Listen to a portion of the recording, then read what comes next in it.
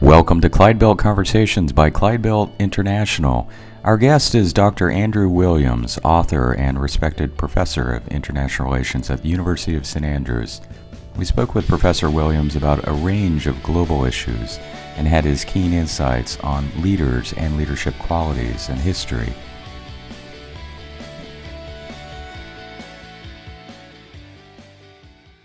Professor Andrew Williams, thank you so much for taking time with us here at Clydebuilt Conversations. We do appreciate you taking some time. We think that this will be a wonderful conversation. I wanted to focus a little bit here at the outset on what drew you to the subject of international relations and international history. I think everything always starts with your family, and my family on one side were extremely working class. My grandfather was a railway worker, and he used to tell me stories, and my father told me stories about his stories, about when he was in the Royal Navy during the First World War, and allegedly had saved a boatload of people from drowning because he was able to, because of his work as a man on the railways. He had very, very strong forearms. He used to be able to pick up 2 bricks with each hand. And the way he explained that he saved everybody was that he and the captain were in a boat after his ship was sunk by a U-boat, and he was the only one who could row. So the captain sat at one end directing the lifeboat. My grandfather sat in the middle rowing, and on the floor of the boat were all the rest of the crew praying to Allah, as he put it. They were imperial stokers and what have you of their old empire, Lascars as they were known in those days. And that really got me interested. And then my father in the 1920s and 30s lived in an area of Birmingham which is mostly known now for a series called Peaky Blinders. My father came from the very area that Peaky Blinders is about, Borsley Green in Birmingham, which in the Peaky Blinders is about gangsters. My father was very interested in the Communist Party. He was a member of the Communist Party in the 1930s, and he used to talk to me endlessly when I was growing up about Soviet Russia and how hard it was in the working class in the interwar period. And all of these things, I think, gave me a kind of an international interest. And on the other side of my family, my mother's side, my other grandfather was from a long line of seafaring masters of ships. So what used to be called in those days, it was a marrying above your class. My mother's father was actually quite wealthy, and he married. My mother married a man of the working class, so that was in itself unusual. And so these 2 traditions, the seafaring tradition and what you might call the left-wing working class tradition, melded in my head to give me a massive interest in, first of all, the Soviet Union and then in Britain's place in the world. I see. And then you ended up at, again, the University of Kiel, which for our listeners is a fine university with a great tradition, and there you studied politics and international history. Is that?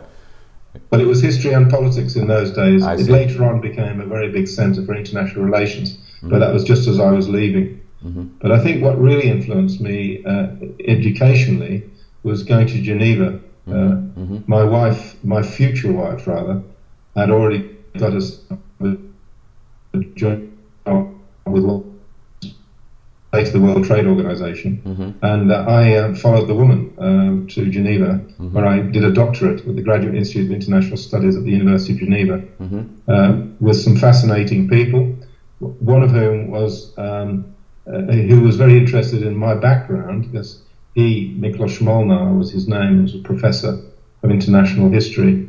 Miklos had been, in his youth, also a communist, at the same age as my father, and he'd been part of the Communist Party during the war, and had been still forced to go and fight for Hitler on the Eastern Front. He was conscripted into the Hungarian army, which was at that time fighting for the Germans. So he was saved. He was a Jewish Hungarian. He was saved from the concentration camps by the irony of driving a tank on the Eastern Front while a lot of his family went to Auschwitz back in Hungary. And he was obviously having to fight against people he agreed with, the Soviets. So he was an interesting character. And I also worked, while I was in Geneva, for somebody who was absolutely fascinating and taught me everything I've ever known about power, a man called Jacques Frémont, who was the former director of the Graduate Institute, a very conservative individual, so totally different from Miklos, and who was very close to the center of power in Switzerland and in Europe.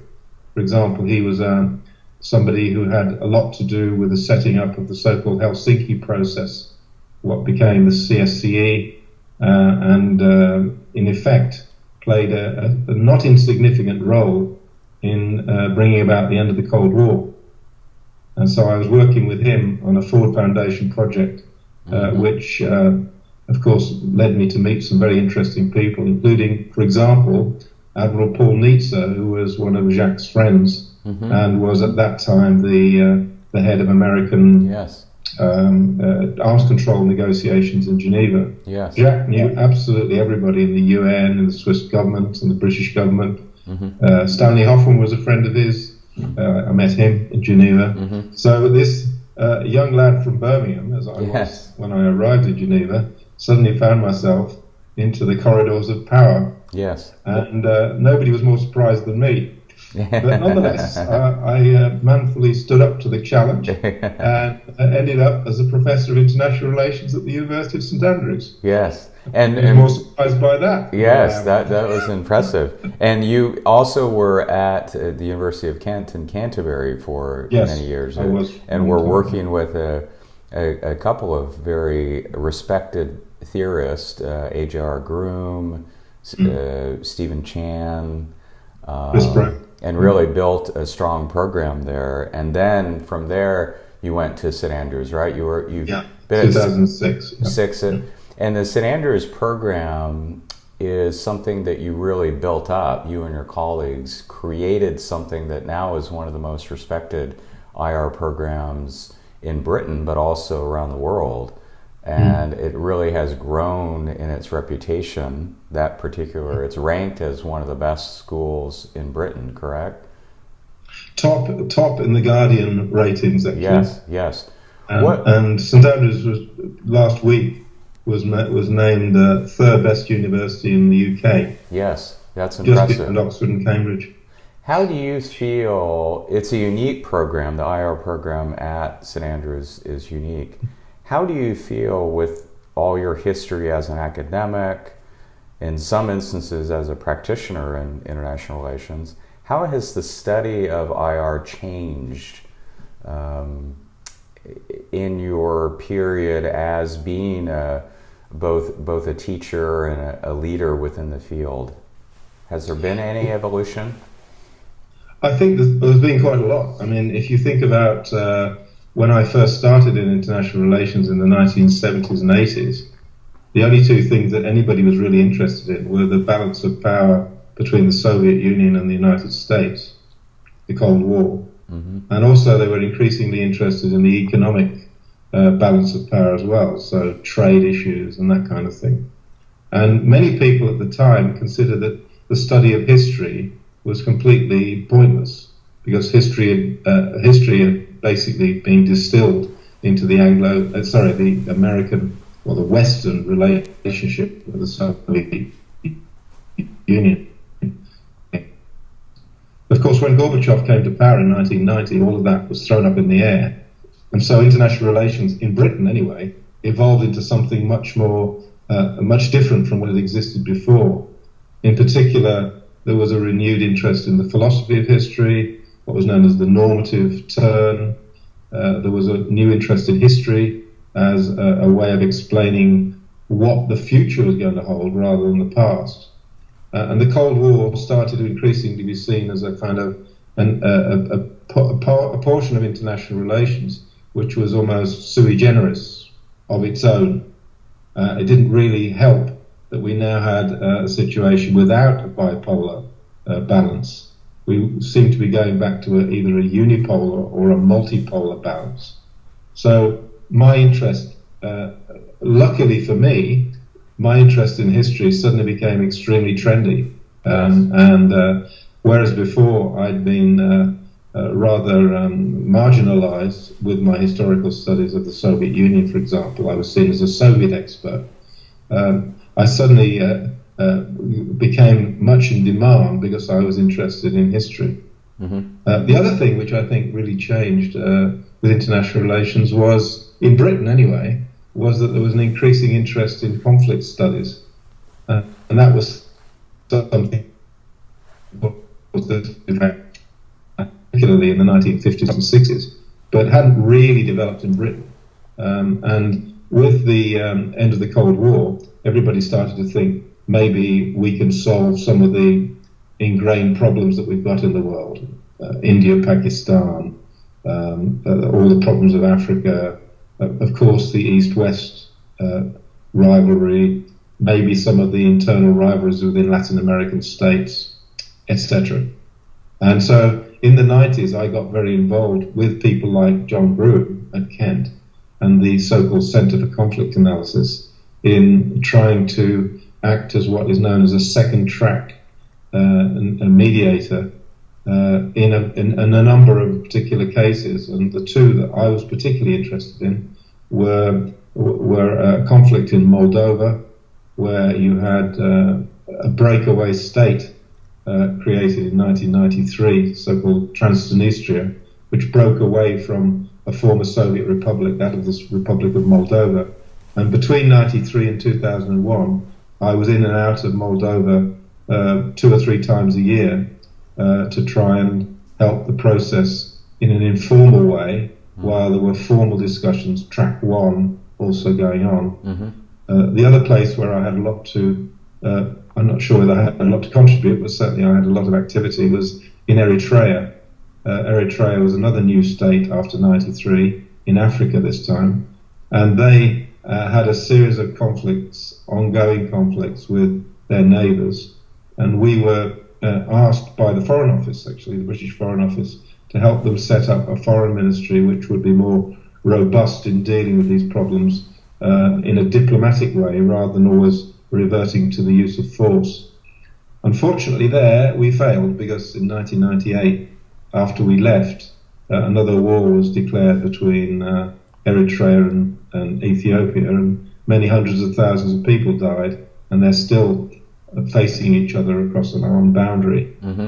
But it did teach me a lot of things about how you combine the study of theory and history and practical things can be very, very theoretical, if you like. And you have been able to carve out that unique perspective, as you said, of your interest for history, for international history and diplomacy, with the study of international relations theory. You've been able to draw those together and bridge them. Yes, I've tried anyway. Yes. I've tried. Yes. I mean, I think if I have a purpose in life, it's to start. And I've written several books on this, and I'm always talking to people about it. The thing that I really want to see is the international relations taking history a lot more seriously than it does at the moment. And although there are moves in that direction, for example, constructivism, which is an IR theory that purports to take history seriously, a lot of the time, I'm afraid, the real stuff of the historian is not done by IR theorists. It's seen as something else. I would like historians and IR theorists to work together in archives, for example. I'd like a lot more history to be built into the curricula of IR departments. And that is quite a difficult job, because they're seen by many people as two separate things. And of course, for an IR theorist who's just looking at what they think in writings of say Machiavelli or whatever, it's quite an ask to say, well, we'd actually like you to go and look at the archives of, say, the French Foreign Ministry in the 1930s. They don't do that. That's not what they do. I think that the problem, though, is even more severe in the United States, actually, where there was such an obsession with mathematical modelling that started in the 1950s or 60s, that much of the time American IR looks to somebody from Britain or France or Germany almost like a foreign country. The things like that is completely alien to most of us. Yes. We just don't get it. And Yes. of course, they speak therefore a different language. And this has created a problem within the subject of international relations, that the two sides of the Atlantic often differ quite greatly from each other in the way that they approach the same subject. That, in turn, has a big problem in policy circles. I've heard it said by many people, including the State Department and the Department of Defense, that when they get an IR graduate from a top American school of international relations, they often then have to teach them about international relations. Because international relations, the way they see it, which is about moving armies and things like that, and diplomats and talking about deals, is not the same thing as people talk about in international relations degrees. Yes. Well, let's talk about a bit of history here. This being June 5th, 1947 is when Secretary of State George Marshall gave his famous Marshall Plan speech and outlined an extraordinary vision for the reconstruction of Western Europe. What are your thoughts about that particular speech and why it was so important? And also now, 71 years later, where are we at, the U.S.-European relationship now? And again, that speech, why was that speech so important when Secretary of State Marshall gave it? Why was it so incredibly important, the vision of it? And then also, where are we at now with the relationship all these many years later? Well, I think if you go back a bit before Marshall, so back to 1944-45, many people in Europe, British and otherwise, felt that once the war was over, the United States would withdraw from Europe as it had after 1919. You must remember that Woodrow Wilson, although he was the architect in some ways of the League of Nations, for example, could not persuade the United States Senate to sign up to it. So the United States spent the whole interwar period on the peripheries of global order making. So there was a fear that was going to happen again. And if you go through the archival record of that fear was extremely strongly ingrained, particularly within Britain and other places in Europe. Once Marshall got the agreement of President Truman that there would be this massive help to Europe and beyond, it confirmed that Europe was not going to be abandoned by the United States. And that in itself, I think, really created what we have called, until quite recently, the West. Because the United States assumed leadership, benevolently with the United States about such notions as human rights, democracy, open markets, all of those sorts of things. And Marshall's help, Marshall's enormous amount of financial help, kick-started a relationship which was pretty rock solid for the next 60 plus years. That was the first thing he did. The second thing was that it stopped the repeat of the boom-bust economic story that we had in the 1920s and 30s. Because after the First World War, there was, of course, as wartime industries were converted into domestic industries again, there was a short-lived boom where some of the soldiers who came back from the First World War, but those people rapidly found themselves unemployed because the markets that they'd hoped to be there just weren't. So you got some terrible things happening in Europe. For example, because the Americans weren't involved in Europe, and because the French insisted that the Germans would have to pay the full cost of the war, this led to the collapse of the German economy, and that left vast numbers of the German working class and middle class without savings, without anything. Austria, another example, completely collapsed to the point where you had a place like Vienna, which before the war had been immensely powerful and rich, suddenly became one of the poorest parts of Europe almost overnight. with dreadful consequences, social and economic consequences. Once Marshall had said that is not going to take place this time, you have 30 years at least of economic miracle being created. The French call it les 30 glorieuses, the 30 glorious years. The Germans call it the Wirtschaftswunder, the economic miracle. And that showed the power of economic integration. So Marshall was able to demonstrate in physical terms what was a really important economic and political point. A third thing is it only really was effective not because of Marshall himself, because Marshall was the, if you like, the pump priming and all the rest of it. But once you had during the Second World War some effective institution building, the World Bank, the IMF, what becomes later on the World Trade Organization, the GATT, the discussions in the GATT, you get the beginnings of a rule-based international order led by the United States, but nonetheless having lots of other players who were significant with it, particularly the British, actually. And the last thing I think which it showed, what Marshall Aid showed, was that the United States was for the first time prepared to lead and defend its allies. And that the confidence that gave to Western Europe, but not just Western Europe, Japan, even Korea, lots of other places besides, was immensely important for cementing a stability in the West, for which most Westerners are extremely grateful. Mm-hmm. Now, where Europe is now is not quite so clear for most of us over here, I'm afraid. Whereas before we had the major benefactors of the Marshall Plan were extremely happy to take the money and do something with it.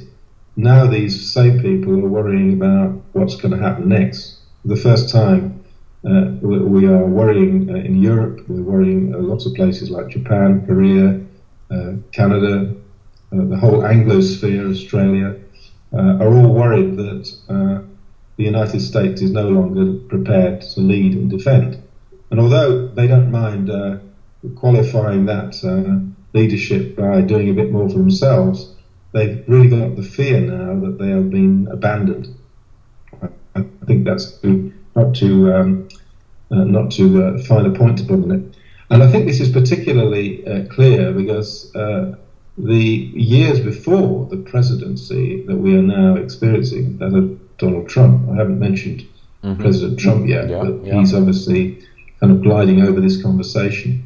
The president before Donald Trump, Obama, was seen as absolutely within the tradition of defending and leading, economically, militarily, you name it, and also cooperating. That was the main thing. He listened to his allies, he listened to his partners, and that was greatly appreciated. So we've had, in effect, one of the most popular American presidents since Franklin Delano Roosevelt, succeeded by one of the most unpopular presidents in this part of the world, anyway.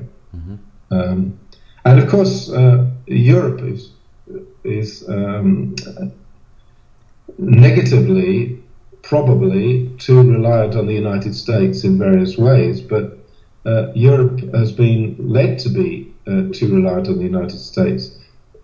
What we seem to be seeing at the moment is not that we're being encouraged to go out and get ourselves a job, as it were, after our adolescence, but we've been thrown out of the house.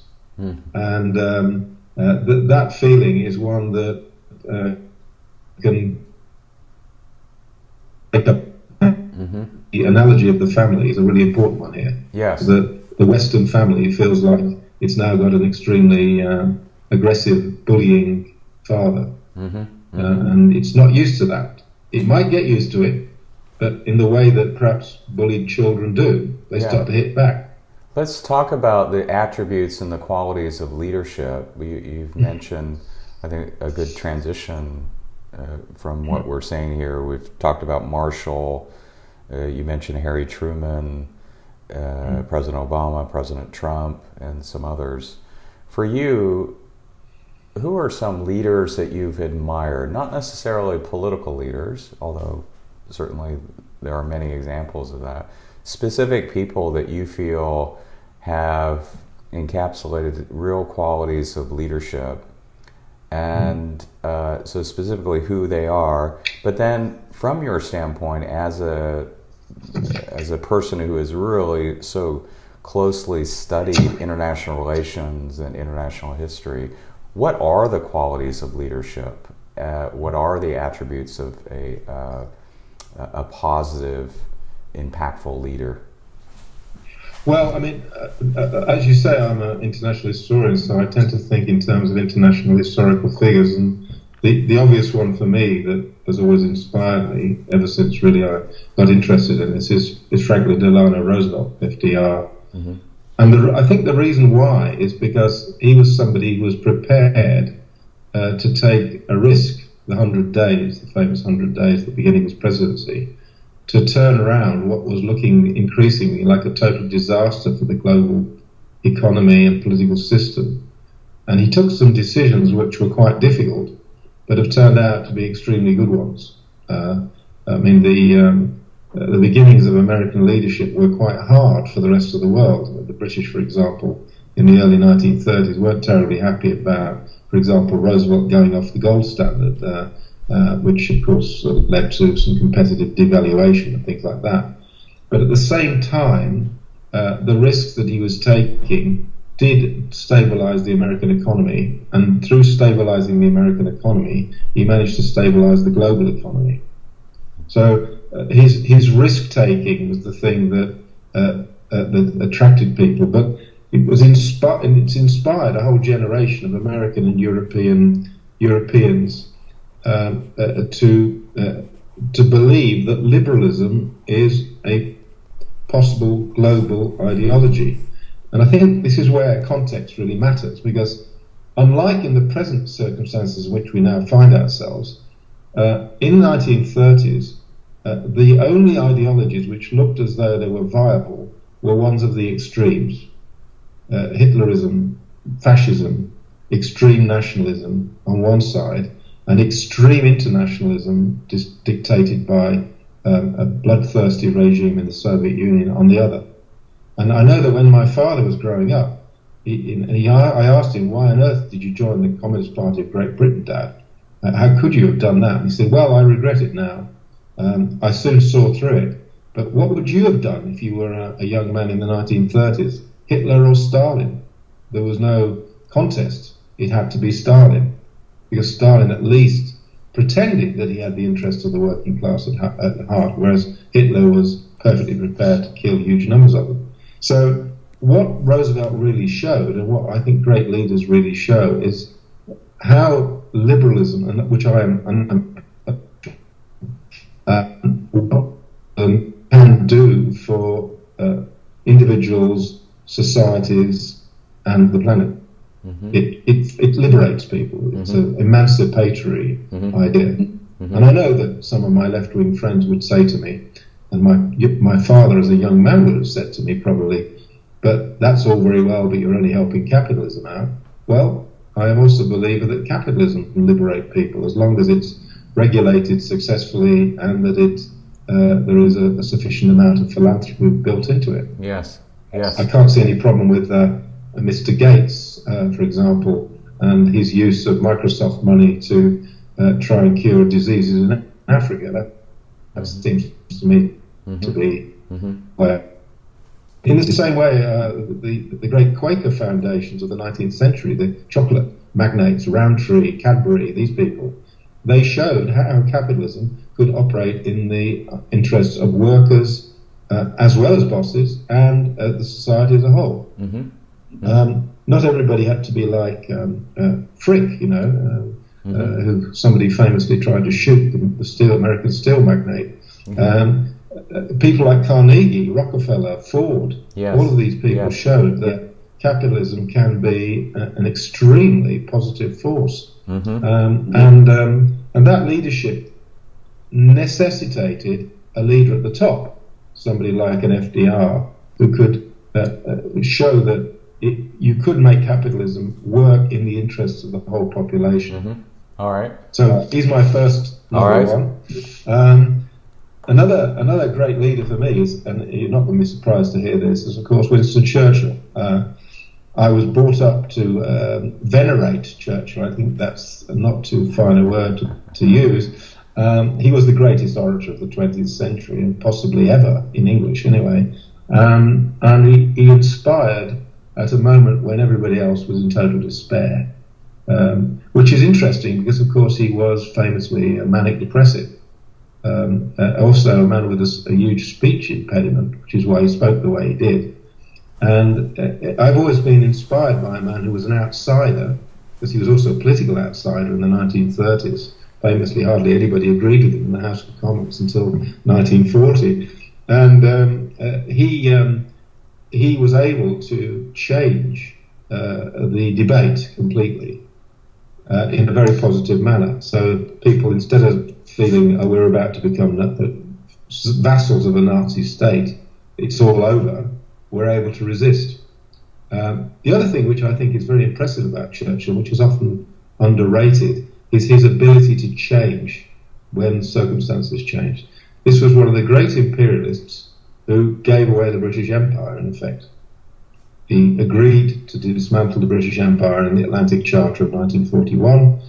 He agreed reluctantly that it was all over with the British Empire in the 1940s. So when he became Prime Minister again in the 50s, he was more or less able to accept that. The other thing which he accepted was the need for social change, that the rich could not continue to be the only people who could have free healthcare, for example. I know this is a debate which goes on in the United States. So Churchill was one of the great advocates of a social security system. We are not at all surprised about Obama's healthcare policies. We've had something similar for years. Mm-hmm. So he's another one, obviously. And then, surprisingly for a Brit, I would say de Gaulle. General de Gaulle. Most British people boo and hiss when they hear the word Charles de Gaulle. For me, his great importance is that he took a humiliated country, which was France in 1940, and made it believe in itself again, made it stand up. It is impossible to explain just how defeated France was, morally, philosophically, you name it, every single way, as well as militarily. And de Gaulle was able to inspire, first of all, a small number of people and then a much larger number of people to resist. And that is extremely important. Mm-hmm. Another thing which he managed to do, which I think he taught the rest of us really, is that the world had changed, that here was another great French imperialist in his case, who was able to be a mediator between the United States and North Vietnam in the Vietnam peace talks. He'd got credibility with both sides by then, by being annoying to both sides almost. He was able also to do deals with enemies. If it hadn't been for Charles de Gaulle, we wouldn't have a European Union, we wouldn't have a Franco-German alliance. He was a man who spent most of the First World War either fighting in the trenches against the Germans or in a German prisoner of war camp.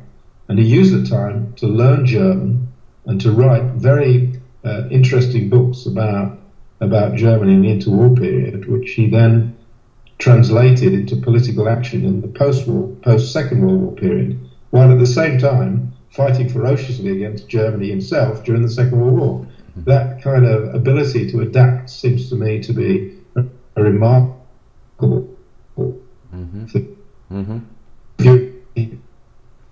Then my last choice is actually not a fellow Scotsman, but a man who was an MP for the constituency in which, near to where I reside in St Andrews. That's Gordon Brown, who was briefly British Prime Minister.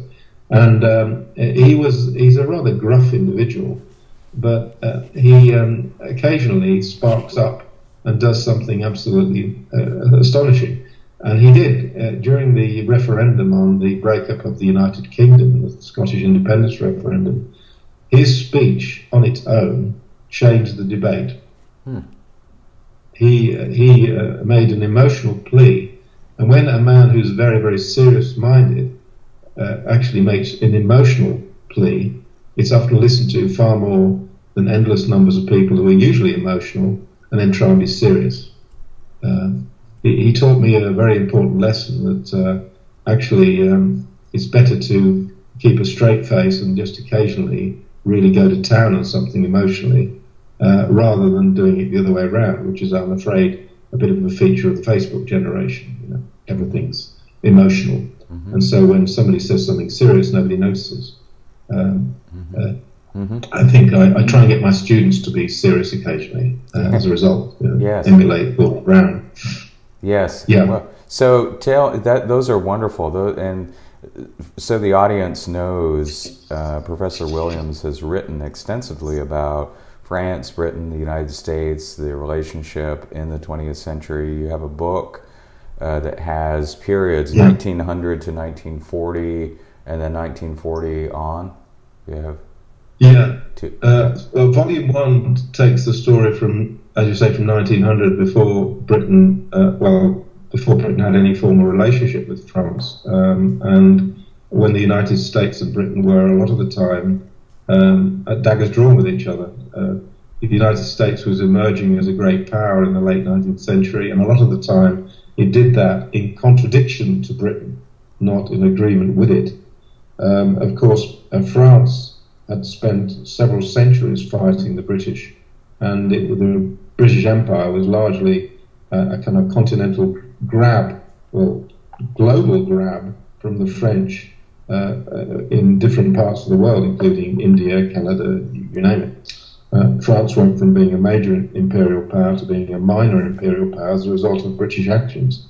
And this, of course, didn't go down too well with the United States, which had a lot of proximate land to various parts of the British Empire. And of course, we mustn't forget either, although it's embarrassing to bring it up with an American friend, the United States defined itself by no longer being a colony of Britain, fought a war, a very successful war against Britain, the War of Independence. One of the few that we lost, actually, and one of the few that I don't mind that we lost, because I think the United States is a great country. But of course, at the time when we lost it, it was seen as an enormous humiliation for Great Britain to lose this bunch of 13 colonies, most of whom were originally, at least, rebels from British society. And that various so bits of the west of the East Coast, of course, were colonies, penal colonies almost at one time. So Volume 1 focuses on that period, 1900 to 1940. Still in publication, that book?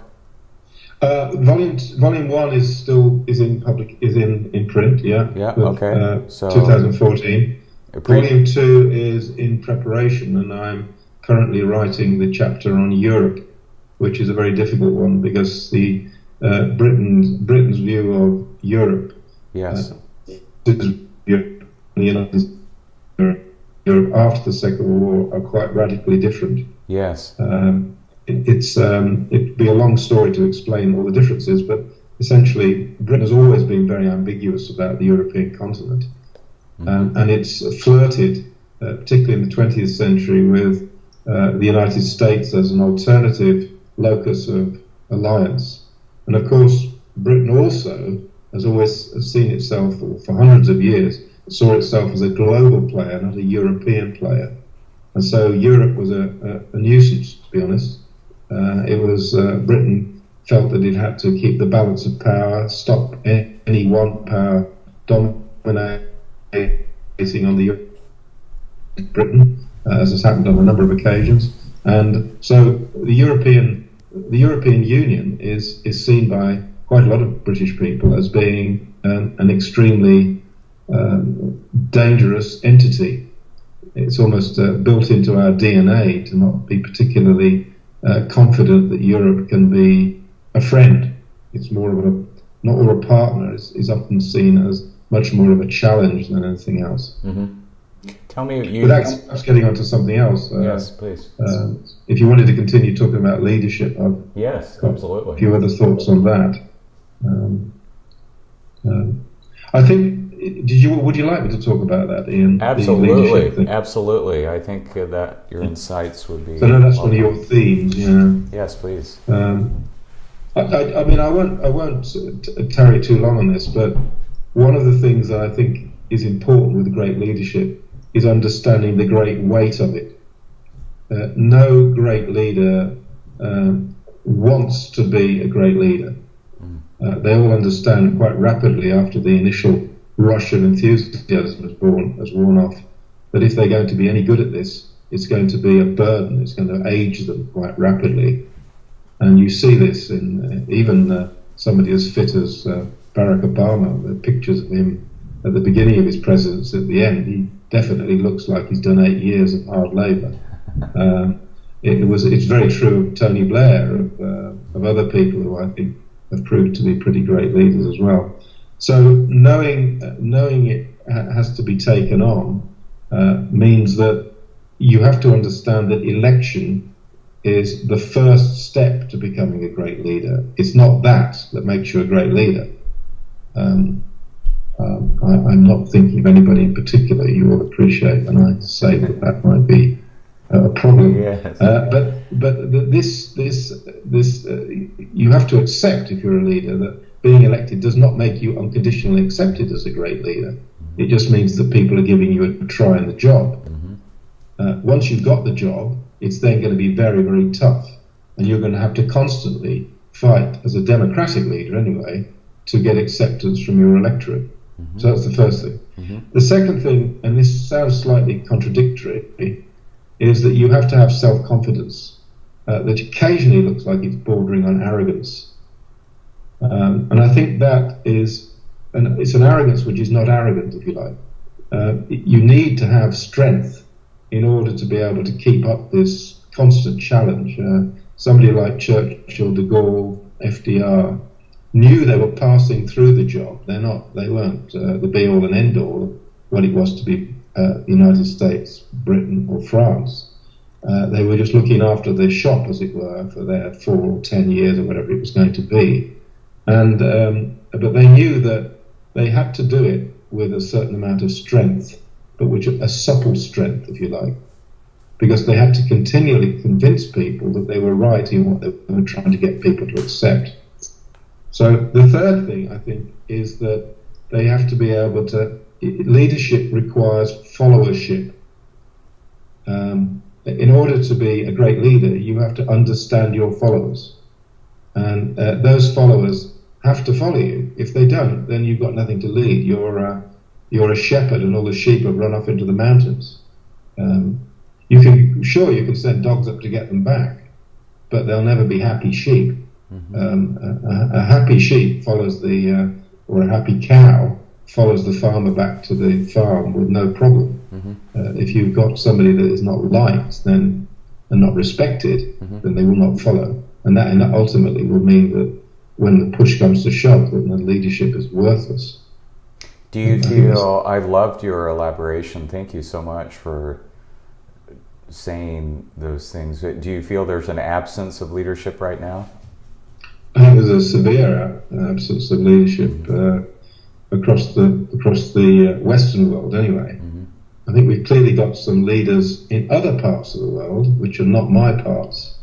Russia and China have got extremely effective leadership, and even some parts of the world that I certainly wouldn't want to think about, like the Philippines, have got leaders that people seem to want to follow, often for pretty awful reasons, I'm afraid. But they advocating here, as I've said, and I've nailed my colours to the mast, that the people that I consider to be great leaders are ones who have built up a liberal global order in my lifetime and in my grandfather's lifetime and my father's lifetime.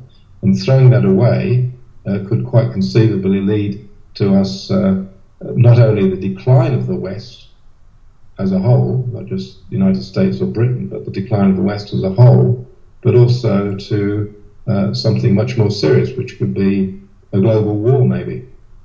The West has been able to hold off the forces of illiberalism for so long because those forces feared the liberal power.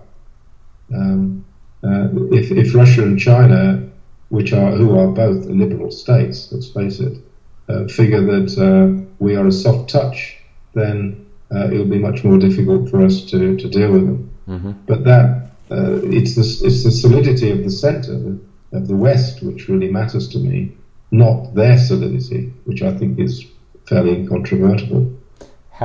Keep building on that. How do you see the future international system? Obviously, we haven't spoken much, if at all, about Brexit. But how do you see the future? Do you see a positive future? Well, I'm not. To be honest, I'm a lot like a lot of people at the moment. I'm not terribly optimistic. I'm very worried about what's going on. Mainly because, not so much myself, but because of the world my children is going to inherit. And I'm not though one of those who would just blame President Trump for everything. I think one of the big questions that we've got is whether the election of President Trump is a symptom or a cause of something. If it's a symptom, then it's a symptom that we can see across the West at the moment. What you in the United States call nativism and we would call nationalism or something like that, is clearly a phenomenon that has been kept firmly in the cupboard since 1945 or so.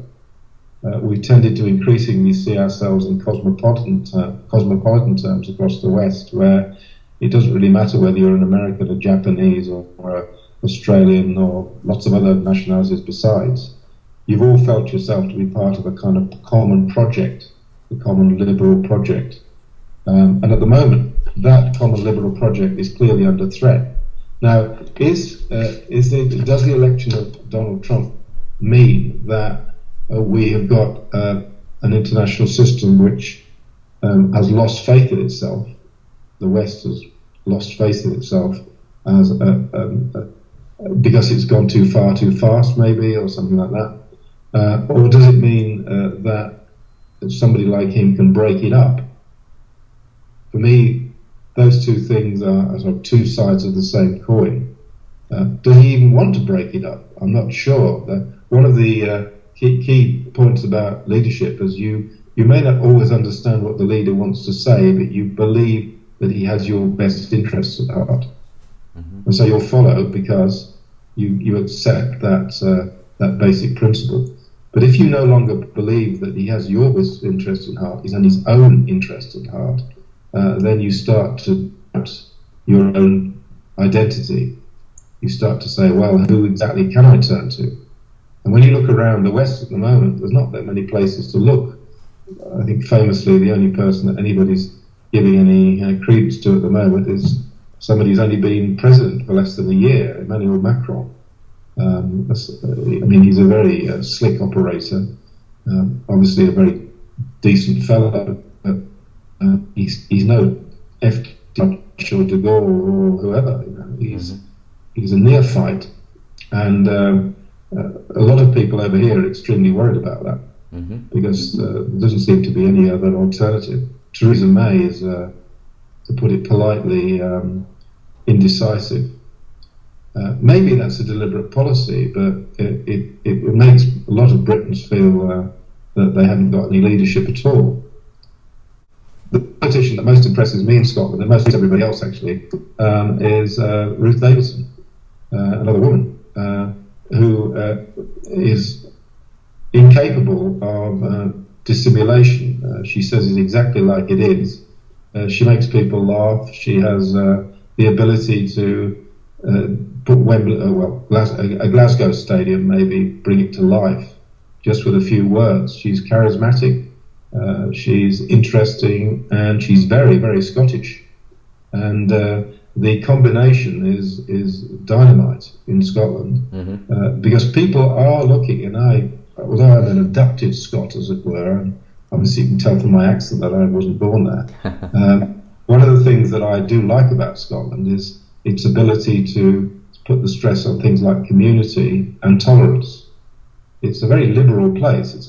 Somebody once explained it to me as it's a society where you don't show off. There's lots of good Scottish stories about when people in suits turn up on quaysides to try and dictate to the local fishermen. The fishermen will tend to throw the guy with the suit into the sea. They don't take kindly, the Scots, to being dictated to. They do take kindly to somebody that talks their language and at the same time talks common sense and is intelligent. Well, Professor Andrew Williams, this has been a wonderful conversation. Thank you so much for taking time. I encourage the audience to find publications by Professor Williams and also look at the various universities that we've spoken about. Professor Williams, of course, is at the University of St. Andrews, but we've mentioned the University of Kent, we've mentioned the University of Kiel, and also Geneva. What was the program in Geneva again, Professor? The Graduate Institute of International Studies. All right. And it was founded in the 1920s to actually help the League of Nations Secretariat, and is one of the principal places in Europe to study international relations to this day. This has been an insightful conversation. Thank you so much for taking time. Yes. That's okay. Thank you. All right. Thank you for listening to Clydebuilt Conversations from Clydebuilt International. Please visit us at clydebuiltnow.org. Thank you.